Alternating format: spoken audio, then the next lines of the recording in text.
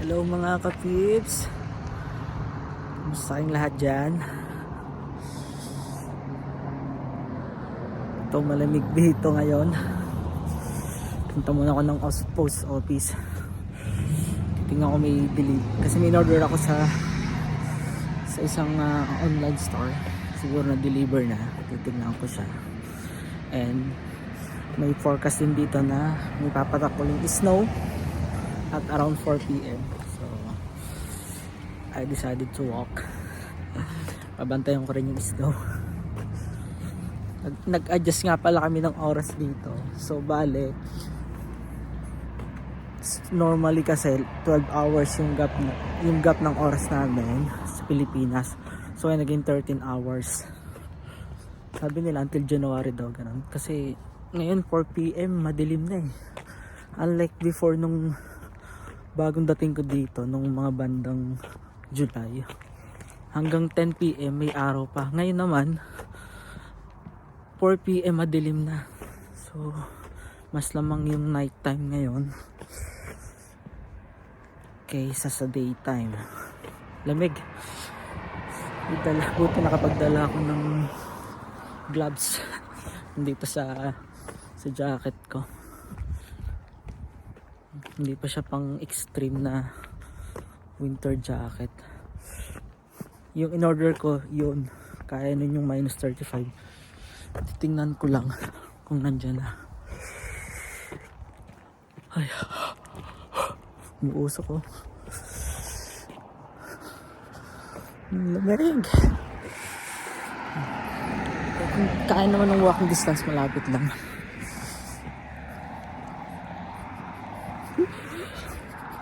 Sarap matulog lang.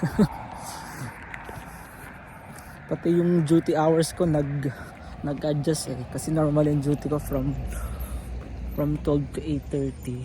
So ngayon naging 1 to 9:30.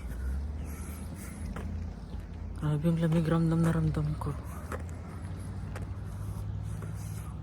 0 degrees Celsius ngayon.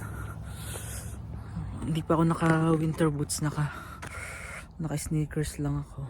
Ayan. Pero ramdam ko yung lamig. Grabe.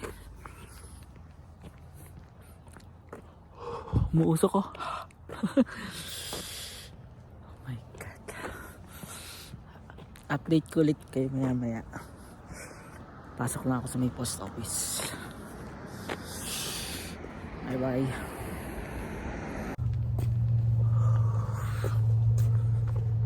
Hello mga kapips. Ito pa, uwi na ako. Walang snow, mali yung forecast. Kasi nakalagay sa phone ko from 4 PM dapat magkakaroon ng snow, pero wala. And wala pa rin yung in-order ko.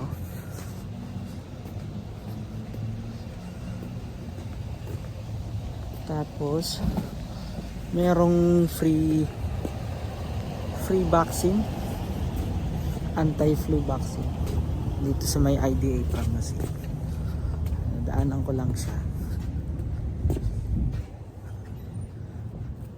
And nagpa-inject na ako.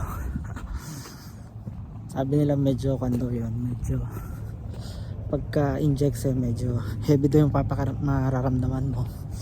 Buti na lang day off naman ako today. Ayan, pauwi na, lakad lang. Tapos ito, nabili na rin ako. Bumili ako ng electric kettle kasi kailangan ko sa bahay.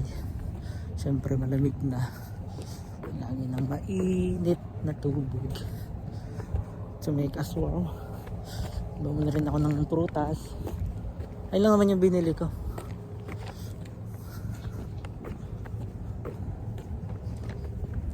Alam ko kasi may snow. Inaabangan ko pa naman. 4 PM pa lang pero grabe, madilim na. Ayun. Yung paligid 4 PM pa lang yan. Isin ko ang cup ko.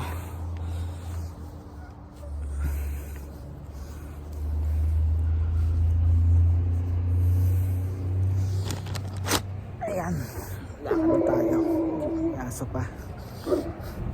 Ito Ang tawa kasi hindi naman ako prepared sa pagpapabaksin. Nakasandal lang ako tapos yung inner ko sandal tapos ito lang, nag-jacket lang ako. Ang tawa ko. Pero okay naman, tapos free naman siya kasi nga government naman yung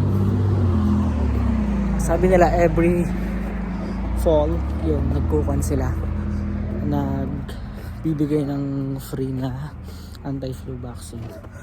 Medyo ngayon nararamdaman ko na medyo bumibigat-bigat na yung kanong braso ko kasi nga dito medyo extreme yung weather kapag winter. Yung pa nga lang minus 2 pero yung grabe hanggang paramdam na ramdam ko yung lamig eh. Talagang kailangan mo dito ng mag-i-invest ka talaga ng good quality ng mga winter gear kasi talagang very necessary siya. Buti na lang malapit yung bahay ko sa work, so yun, kaya pabor na pabor sa akin kahit wala pa akong sasakyan. Kaya naman daw lakarin, dapat nga lang talagang complete yung winter gear mo.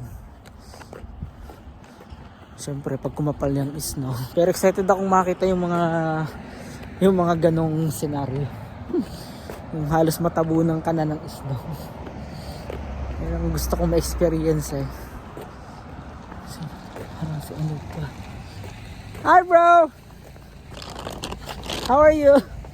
I'm doing vlog. How are you? Bro, you go in the IDA pharmacy. There's free flu vaccine. Flu vaccine? Yeah. You It's did free. that? Yeah, just now. Oh, okay. I just walking around, I buy some kettle. I don't have so. Then I saw them. It's free bro. Just go there and then give your ID, your license. Direct delusion. So, same shift. Same ship? Yeah. So, I can't do this week. Like this Friday is a Remembrance Day. It's a public holiday. So there is no daycare. She has to work, so I have to take care. No problem. Yes, Take your time. Sorry. Okay, bye bye. So, I just walk. Go there bro ha. Oh, yeah, sure. Thank you. Yeah. Kawork ko yun si Anub. Kasama ko sa work. Inform ko siya na magpa-check na ng flu vaccine. Lagi kasi kasama ko sa ship. So for this week, closing pa din. As I'm expecting.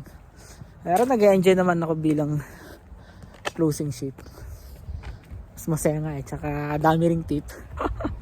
Tapos dalawa lang din kami ni ano. So dalawa lang din kami mag-share halos sa tip. Ganon. Kasi ngayon nowadays yung mga tao around 8:30 to 9 talagang marami pang pumupunta sa cafe. Kasi nga kape, naghahanap ng kape. Ayan, medyo malapit-lapit na ako sa bahay. Dry na talaga yung mga leaves dito. Talagang winter is coming na. Sabi nila yung 3 months daw ng winter's extreme kasi mostly 6 months yung winter dito. So yung kalahati yun daw yung extreme. Let us see. I'm excited as well and at the same time medyo kinakabahan din. Pero wala pa naman daw incident dito nagkakaroon ng frostbite kahit extreme yung weather. Kailangan lang talaga mag-invest sa mga gandang quality ng winter gear. Kailangan talagang kailangan natin gawin. Oh, lapit sa bahay ko, malapit na ako. Tagal-tagal din ako hindi nakapag-vlog ulit.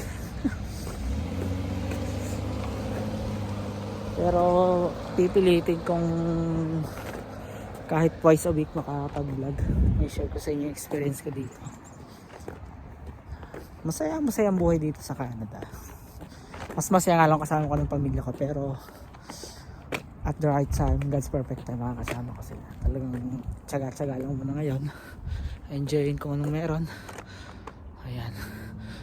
May plug pa ng Canada. Naghahanap ako ng plug ng Canada dito, pero medyo expensive. Sa Amazon, medyo may mura-mura.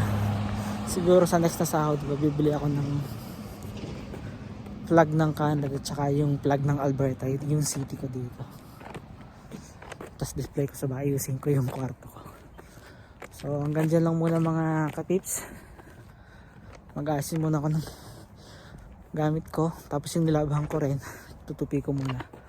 Maraming salamat sa panood din yun. Please continue to support my channel and see you soon again mga katips. Bye bye, God bless you all.